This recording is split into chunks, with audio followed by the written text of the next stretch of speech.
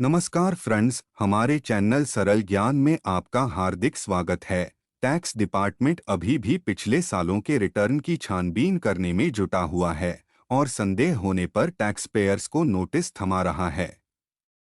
कहीं आपको भी इनकम टैक्स नोटिस न थमा दे। इससे बचने के लिए यह जान लेना जरूरी है कि आखिर लोगों को नोटिस मिल क्यों रहे हैं। बनाई गई है यह व्यवस्था। इनकम टैक्स डिपार्टमेंट टैक्स की चोरी पकड़ने के लिए एक मूल सिद्धांत पर काम करता है, जिसमें कहा जाता है कि कोई व्यक्ति अपनी कमाई तो छिपा सकता है, लेकिन अपने खर्च या निवेश इन्वेस्टमेंट नहीं छिपा सकता। इसे ध्यान में रखते हुए पिछले कुछ सालों में आयकर विभाग ने एक ऐसी व्यवस्था बनाई है जिससे टैक्स पेयर्स के खर्च और निवेश पर नजर रखा जाता है।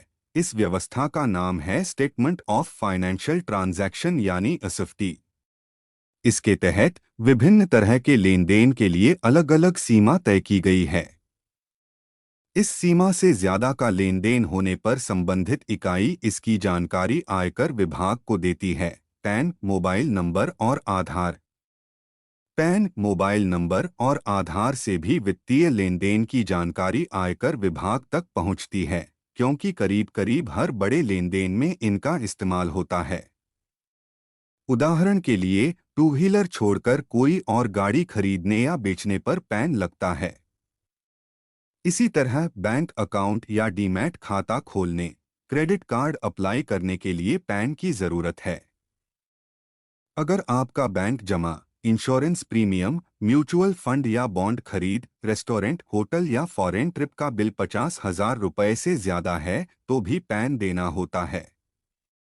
प्रॉपर्टी से किराया मिलने पर किराएदार को पैन देना होता है। टीडीएस सबसे बड़ा हथियार करदाताओं की आमदनी पर नजर रखने का टीडीएस भी एक तरीका है। बैंक या पोस्ट ऑफिस में जमा रकम पर एक साल में 40,000 रुपये से ज्यादा ब्याज मिलने पर टीडीएस कटता है।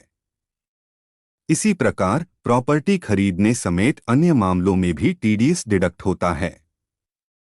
इससे भी आयकर विभाग को आपकी कमाई के बारे में पता चल जाता है। इन मामलों की ऐसे मिलती है जानकारी अगर आप किसी एक वित्त वर्ष में 10 लाख रुपए या उससे ज्यादा कैश बचत खाते में जमा करते हैं या निकालते हैं, तब बैंक इसकी जानकारी आयकर विभाग को देता है।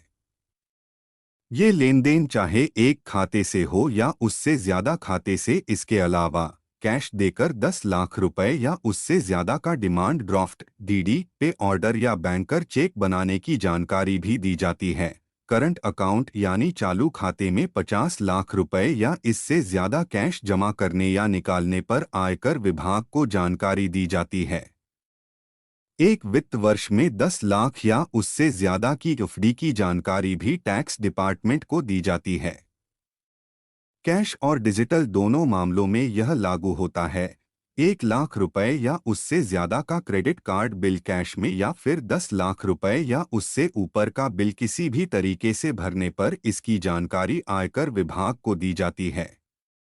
अगर आप 30 लाख रुपए या उससे ज्यादा की प्रॉपर्टी खरीदते या बेचते हैं तो इसकी जानकारी देना प्रॉपर्टी रजिस्ट्रार का काम है। 50 लाख रुपए से ज्यादा की प्रॉपर्टी खरीदने पर 1% टीडीएस स्रोत पर कटौती काटा जाता है। टीडीएस कटौती की वजह से भी लेन देन की जानकारी विभाग के पास पहुंच जाती है।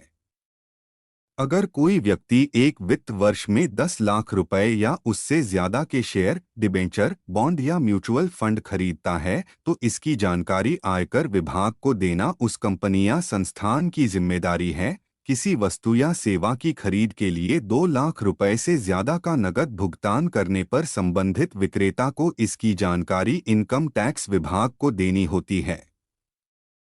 उदाहरण के लिए, आप ज्वेलरी खरीदते हैं और 2 लाख रुपए से ज्यादा की रकम कैश में देते हैं तो यह दुकानदार की जिम्मेदारी है कि वो इसकी जानकारी विभाग को दे। इसके अलावा 2 लाख रुपए से ऊपर के सभी लेन देन के लिए आपको पैन कार्ड भी देना होता है। दोस्तों, उम्मीद है आपको मेरा ये वीडियो पसंद आया होगा। अगर आपको यह पसंद आया हो तो कृपया मेरे इस वीडियो को लाइक करें और मेरे चैनल को सब्सक्राइब करना न भूलें। धन्यवाद।